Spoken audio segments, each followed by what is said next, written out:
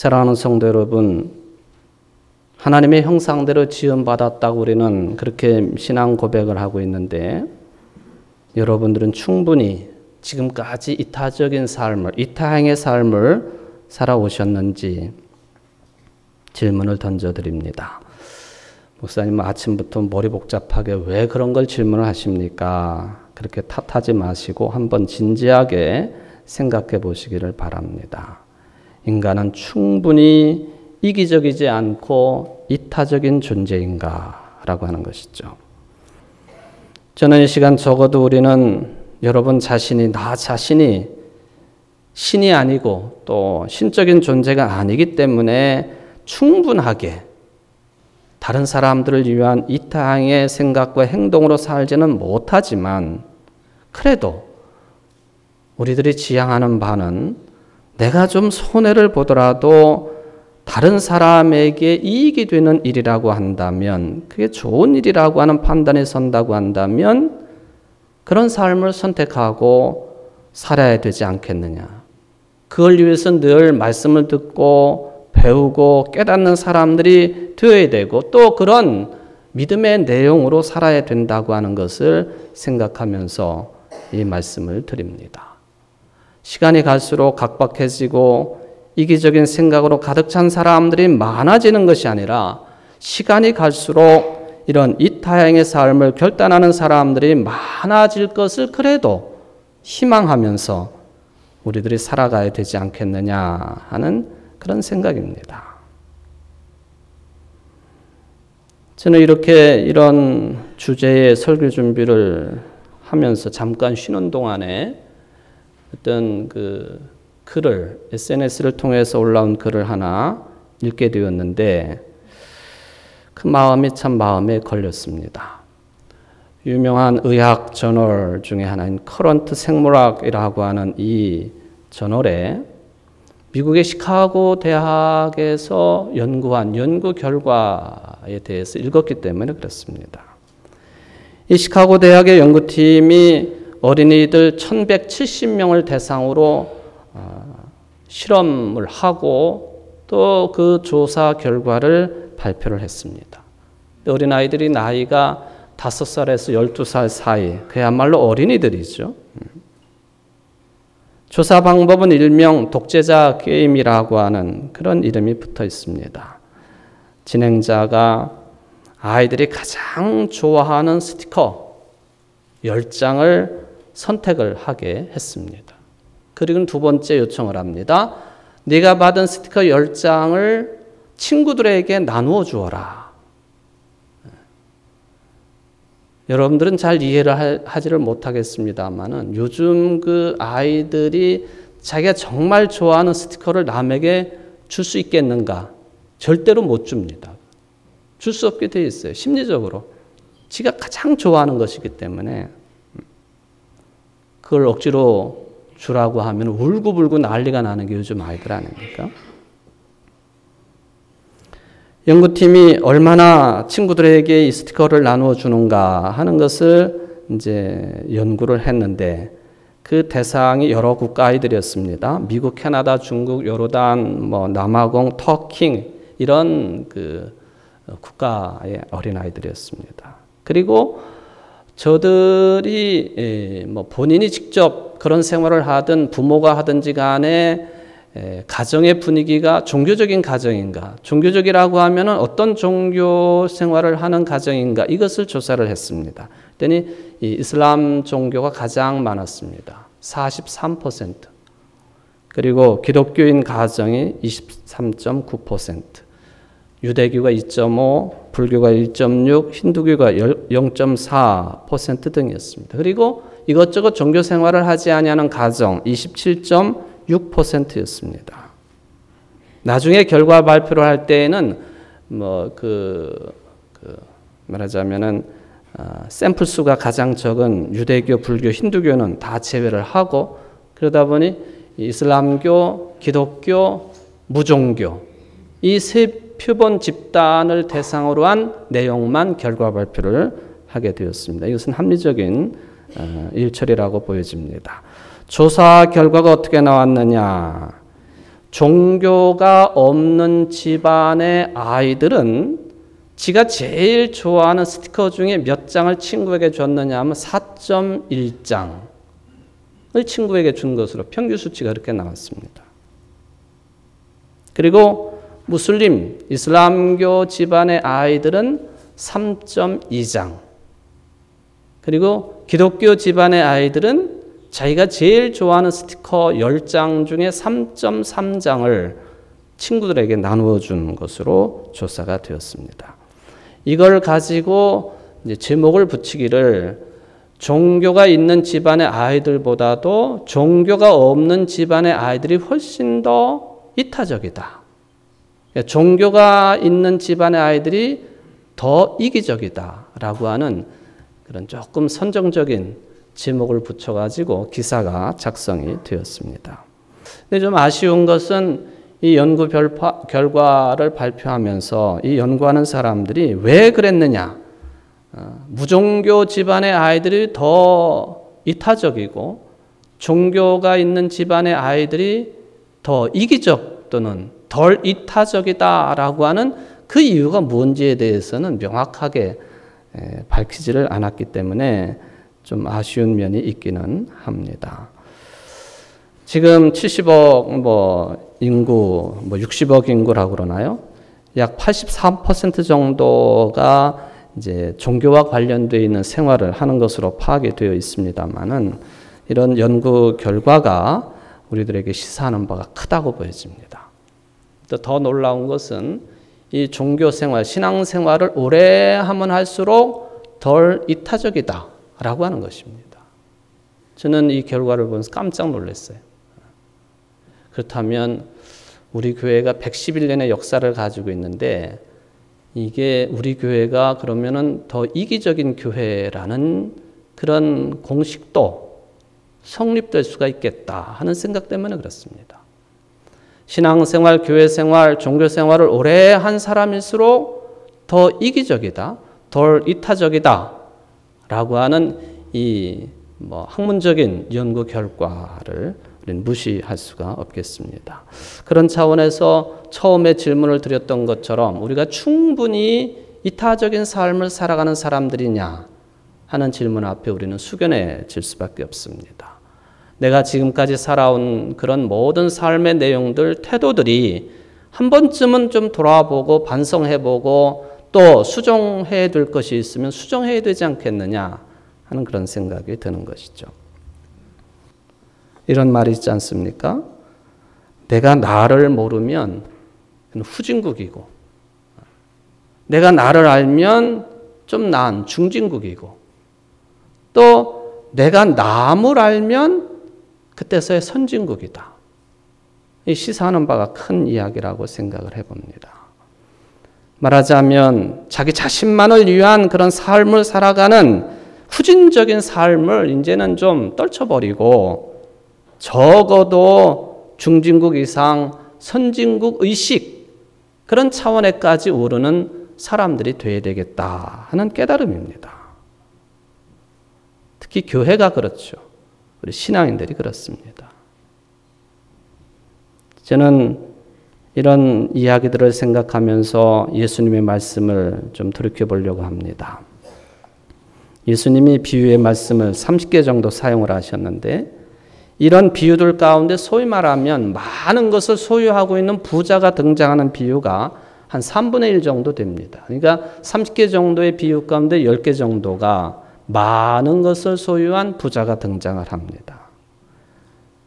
그런데 대부분의 부자는 곧 하나님을 가리킵니다.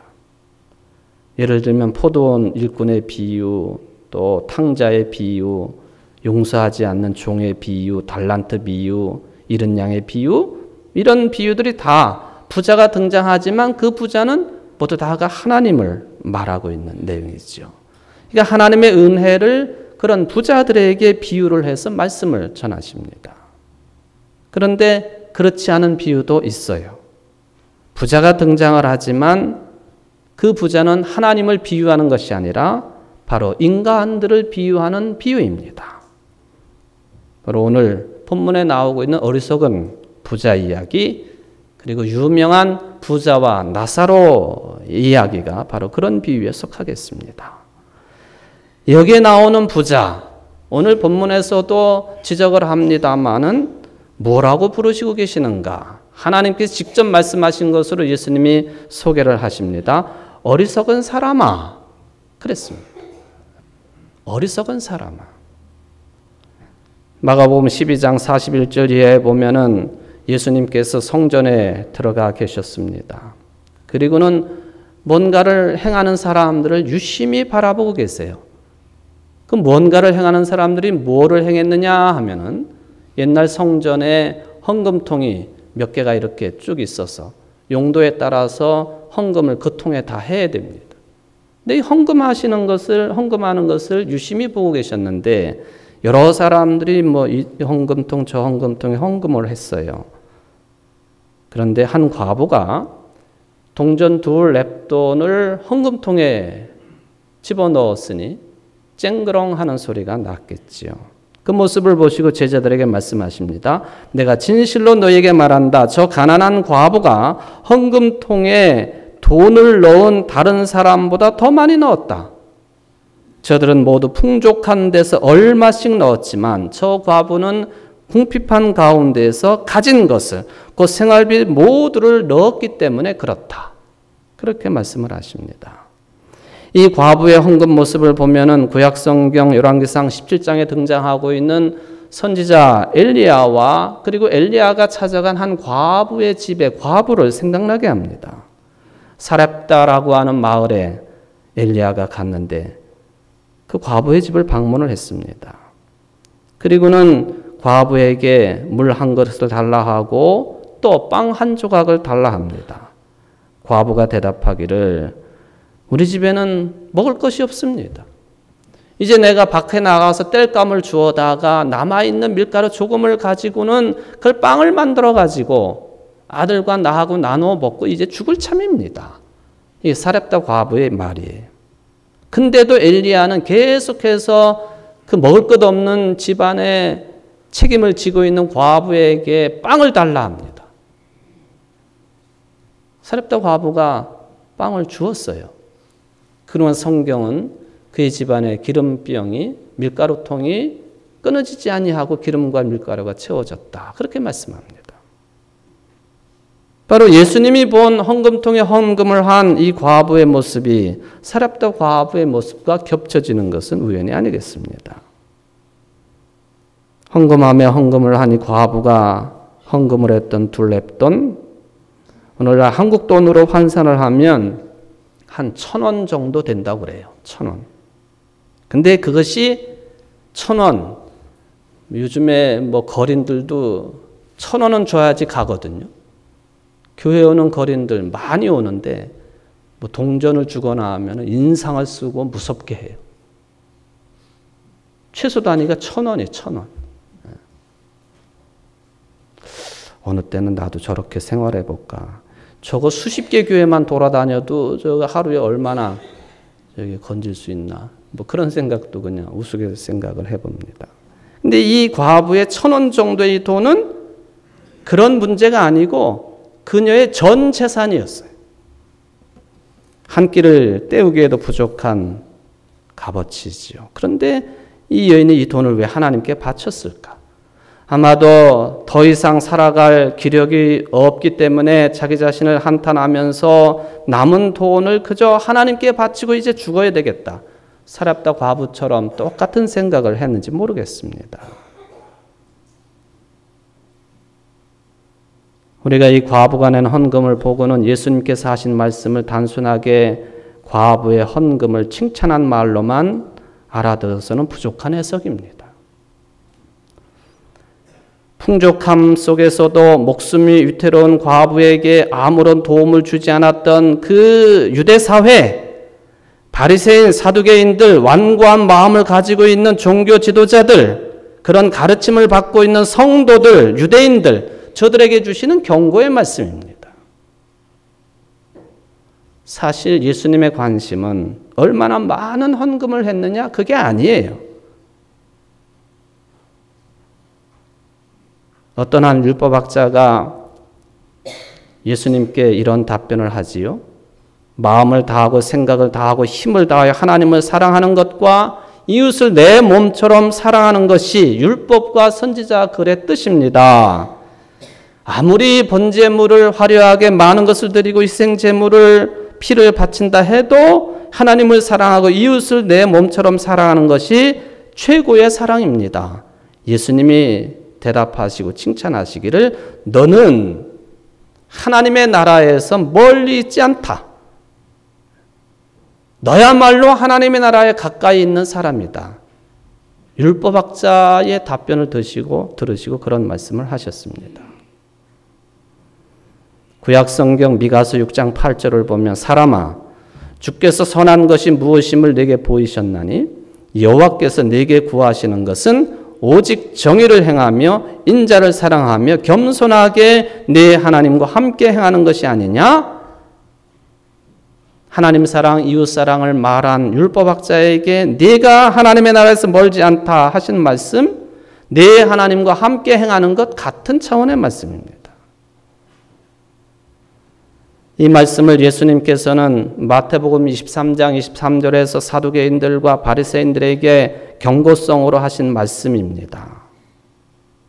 너희가 박하와 해양과 근체와 11조는 들이되 율법에 더 중한 바 정의와 긍휼과 믿음은 저버렸도다. 그러나 이것도 행하고 저것도 버리지 말아야 할지니라. 일주일에 2번씩 금식을 하고 율법에 정한 바 이상의 내용을 철저하게 11조를 드렸지만 정의와 긍휼과 믿음을 저버린 저들에게 예수님이 이 말씀도 하셨고 최종적으로 정리한 말씀이 무엇입니까? 정의와 긍휼과 믿음의 삶을 당연히 살아야 되고 뿐만 아니라 이것도 버리지 말아야 되는데 11조도 열심히 해라. 기도 생활도 열심히 해라. 봉사 생활도 열심히 해라. 이것도 행하고 저것도 버리지 말아라. 우리는 가끔 착각을 해요. 예수님이 바리새인들을 싫어하셨기 때문에 바리새인들이 열심을 다해서 신앙생활했던 그것을 소홀히 여기는 경향성이 있다는 거예요.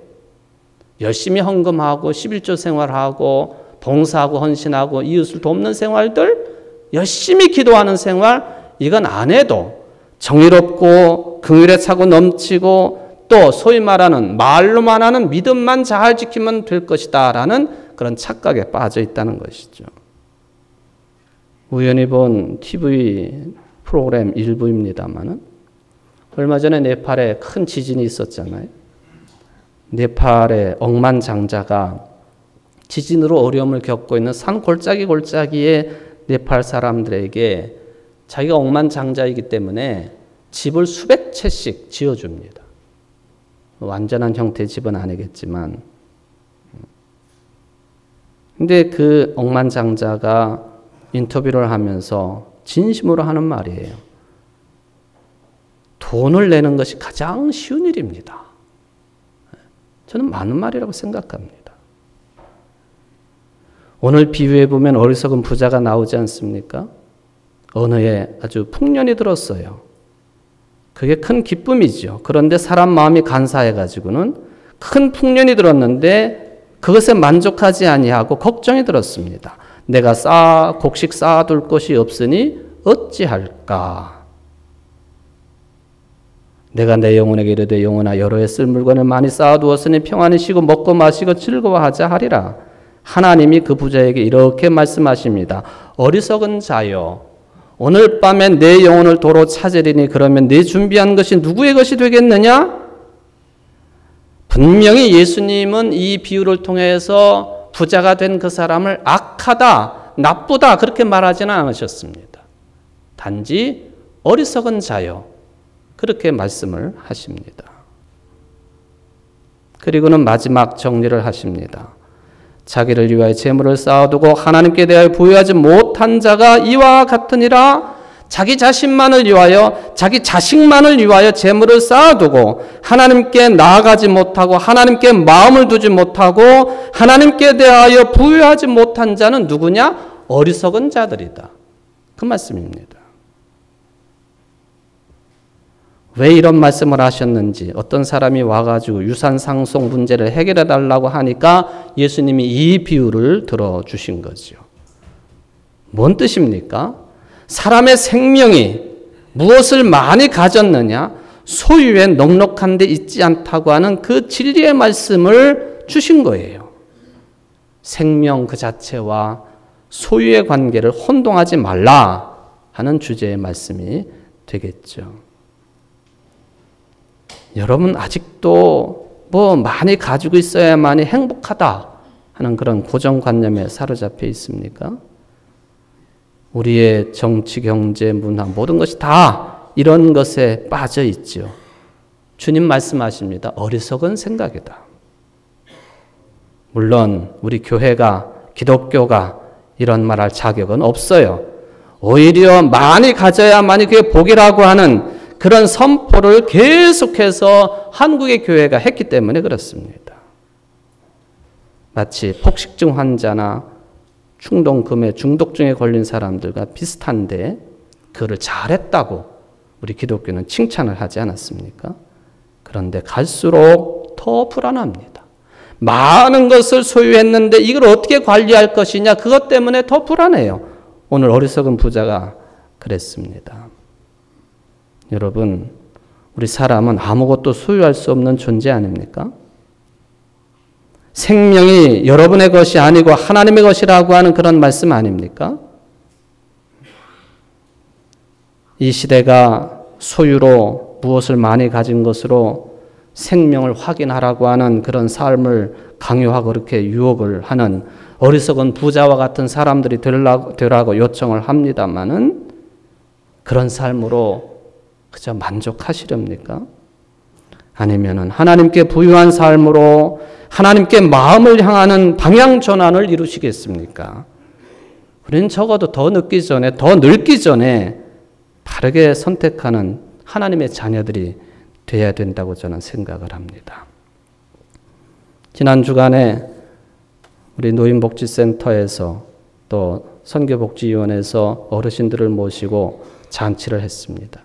그때 한 강좌 꼭지를 가톨릭에 이수한 신부님이 오셔서 했는데 식사를 하면서 뭐 이런저런 재미있는 얘기를 많이 했어요. 그러다가 뭐 헌금에 대한 얘기가 나왔는데 아이고 우리 천주교회 가톨릭 교인들은 개신교회 교인들에 비해서 헌금을 10분의 1 정도밖에 안 해요. 뭐 우리는 익히 잘 알고 있는 내용이기는 합니다만 신부님 입에서 그런 얘기가 나오니까 귀가 쫑긋해지더라고요. 그러면서 그분이 하시는 말씀이 우리가 이 교 이름을 잘못 지어서 그렇다고 말을 합니다. 왜요? 천주교잖아요. 천주교. 그래서 교인들이 1,000원짜리밖에는 헌금을 안 해요. 이름을 적어도 만부교 정도는 쳤어야지 10%인가 한 장 정도 헌금을 할 수 있었을 텐데 그 이름이 천주교라서 그렇다고 자기네들은 웃으면서 이야기를 한다고 그래요. 다음 주일 우리 교회 창립 111주년이고요. 또 2015년 추수감사주일입니다. 우리 교회가 1904년 11월 15일이 생일이니까 지금까지는 11월 둘째 주일을 창립기념 추수감사 예배를 드렸는데 올해는 15일이 딱 주일이에요. 셋째 주일이지만은 이 감사주일, 기념주일을 지키게 되었습니다. 무엇을 감사할 수 있겠습니까? 주중에 한번 기도하는 중에 찾아보시기를 바랍니다. 신앙은 감사를 위한 해석이죠. 감사도 여러분의 삶을 어떻게 해석하는가에 따라서 감사가 넘칠 수 있고 불평불만이 반대로 넘칠 수도 있습니다. 이번 한 주간 감사할 조건들을 충분히 찾아내어서 예배에 참석하고 감사한 것 많이 드리고 가족사랑잔치 참여로 감사할 수 있는 이 자리에 함께한 모든 성도들 되시기를 주의 이름으로 축원을 드립니다.